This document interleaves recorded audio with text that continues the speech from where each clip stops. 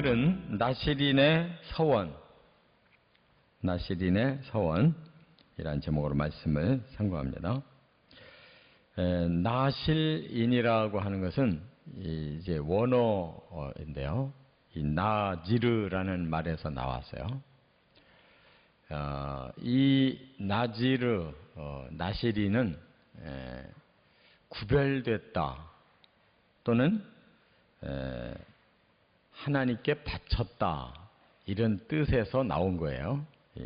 그런 나자르라고 하는 단어에서 나지르라고 하는 나시린이 나왔는데 이것은 이제 본인이 우러나서 나 하나님께 내 몸을 바쳐서 헌신해야 되겠다 이렇게 이제 마음의 결정이 된 사람은 나시린이 될 수가 있는데 이것은 일정 기간 동안 할 수도 있고 아니면 평생을 할 수도 있어요. 자기 마음 먹기에 달렸고 또 이것은 남자만이 아니라 여자도 할 수가 있어요. 그래서 이렇게 이제 서원을 하면 되는데 서원이라는 말이 맹세한다는 거잖아요. 그러니까 맹세할 서자에 원할 원자예요. 그러니까 자기가 스스로 우러나서 하나님 앞에 약속하는 겁니다. 하나님, 제가 제 몸을 하나님께 드려서 하나님 일을 하며 살겠습니다. 이것이 이제 뭐 제사장이라든지 레위인이라든지 이렇게 이미 헌신된 사람들을 말하는 게 아니에요. 그 이외의 사람들이 이제 하나님 앞에 특별히 자신이 드리고 싶을 때 이렇게 나시린의 서원을 한다 그 말입니다. 이렇게 자원해서 하는 나시린도 있는가 하면 부모가 그 아기를 하나님께 바치는 경우가 있어요. 그런 경우가 바로 사무엘이에요. 한나가 아기를 못 낳으니까 하나님 앞에 아기를 소원하면서 주시면 하나님께 바치겠습니다. 젖대자마자 바쳐가지고 일평생 이제 사무엘은 하나님께 헌신한 사람으로 살았죠. 그리고 또 하나님이 지명해서 명령하는 사람이 있어요. 그런 경우에 이 단지파의 사람인데 이 나시린으로 특별히 그 사사가 된 사람이 있어요. 그 사람이 바로 누구냐면 삼손이에요. 삼손. 그래서 삼손은 머리를 그대로 길렀어요. 그러다가 들릴라라고 하는 여인을 사랑하게 됐고 비밀을 밝혀요. 머리를 깎이는 바람에 힘이 다 빠져가지고 결국 죽게 되는 그런 일이 있었어요.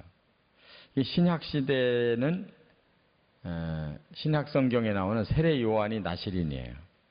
하나님이 명령을 해서 이 사람은 하나님께 바쳐진 사람이다, 나시린이다 라고 아예 그 부모에게 태어나기 전부터 얘기를 해서 그는 태어나면서 바로 나시린으로 삽니다.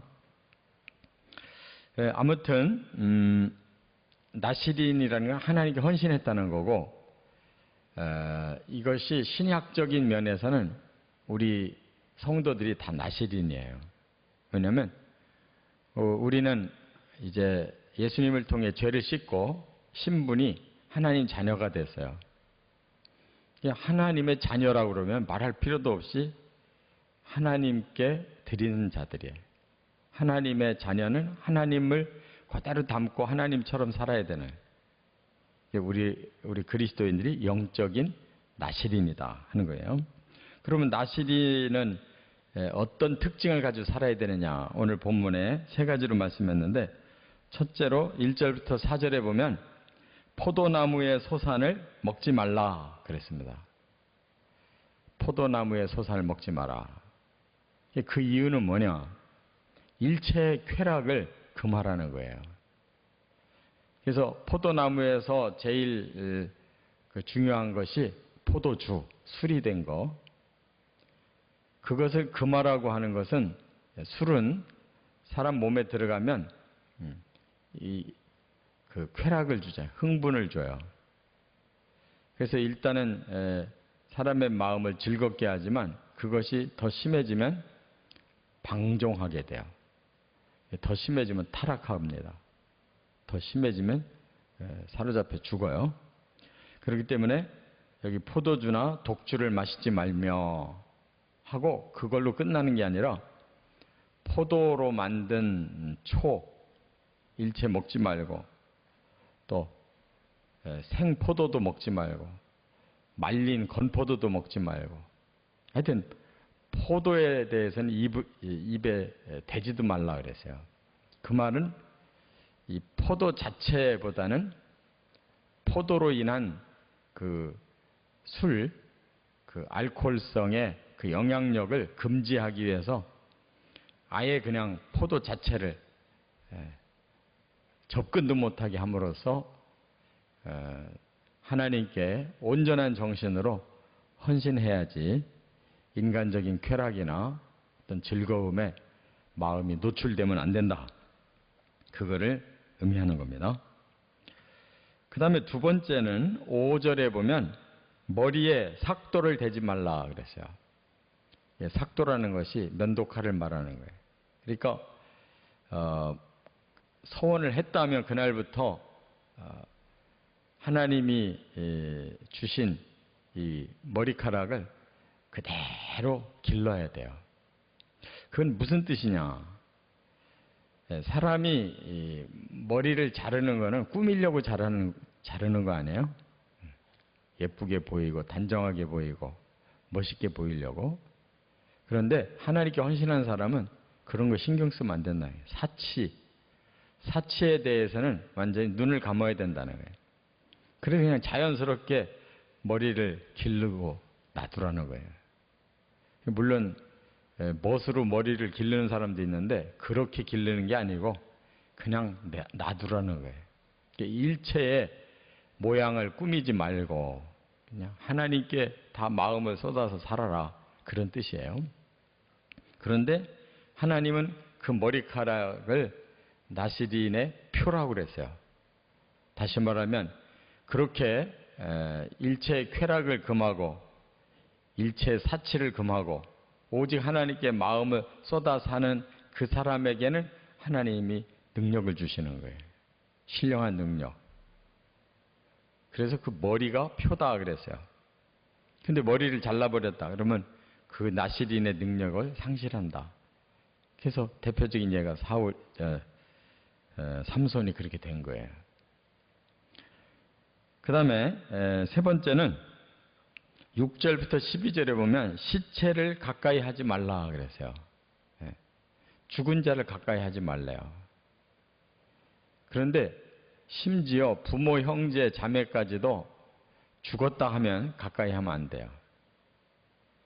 이 규례가 특별히 한 사람에게 그렇게 정해져 있었어요. 대제사장. 그러니까 대제사장은 완전히 하나님 앞에 헌신한 사람이에요. 그래서 부모 장례도 치를 수가 없어요. 그런데 나시린도 그 대제사장의 규례와 똑같아요. 일반 제사장도 부모 장례는 치러요.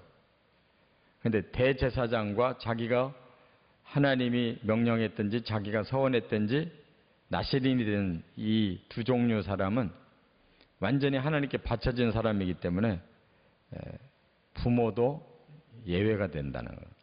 그래서 시체를 못 만진다는 것은 장례도 참석 못한다. 그런 뜻이에요. 이 말은 왜 그러냐 하면 너는 오직 하나님을 위해서 모든 삶을 다 바쳐야 될 사람인데 죽은 자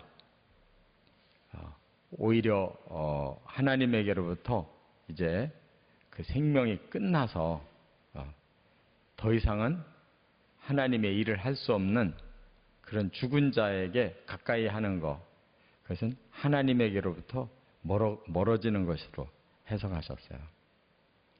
예수님도 그랬죠. 제자 되려고 하는 사람에게 자기 부모 장례 치르고 오겠습니다. 그러니까 죽은 자는 죽은 자들에게 장례 치르게 하고 너는 헌신한 했다면 나를 따라와야 된다. 그러죠. 바로 그 정신이 나시린 정신이에요. 그러니까 시체를 만지지 마라. 아예 그냥 접근을 못하게 한 거예요. 그런데 혹시 자기 앞에서 누가 갑자기 죽었다. 또 누가 막 너무 아파서 도와주려고 하다가 그 사람이 자기 품에서 죽었다. 그럴 경우에 이 법을 어기게 됐죠. 그러면 이 사람은 아주 부정한 사람이 된 거예요. 그럴 때 부정을 벗는 예식을 해야 되는데 일주일 동안 근신하고 있다가 하나님 앞에 이제 제사를 드려야 되는데 머리를 싹 밀어야 돼요. 길렀던 머리를 싹 밀어요. 그럼 모든 것이 제로가 돼버리는 거예요. 지금까지 산 나시린이 이제 무효가 돼버리는 거예요. 머리를 싹 자르고. 그리고 죄를 하나님 앞에서 속해야 되는데 산비둘기 2마리나 집비둘기 새끼 2마리를 제사장에게 가지고 가서 성소에서 이제 새 출발해야 돼요. 하나는 속죄제로, 하나는 번제로. 이 죄를 용서해 주십시오. 다시 하나님 앞에 충성하고 살겠습니다. 그리고 속건제라고 이 1년 된 순양 1마리를 또 요제로 바치게 되는데 그것은 죄의 값을 치르는 거예요. 속건제라는 거예요. 그럼 무효가 됐어요. 그럼 그때부터 다시 시작해야 돼요. 만약에 일정 기간 제가 10년을 하나님 앞에 바치겠습니다. 그런데 5년 바쳤는데 부정을 탔다. 그러면 다시 5년을 없어져 버리고 다시 시작하는 거예요. 결과적으로 15년 하는 셈이 되는 거예요. 이렇게 철저하게 하나님 앞에 바치려면 완벽하게 하나님께만 드려야지 이런 쾌락이라든지 사치라든지 하나님에게서 멀어지는 다른 관심사가 생기면 안 된다. 이렇게 말씀했어요. 어떻게 보면 우리 기독교인이 우리 한국의 교인들이 술을 금하고 이렇게 단정하게 살고 하나님께 오직 헌신해라. 이게 다 나시린의 정신이에요.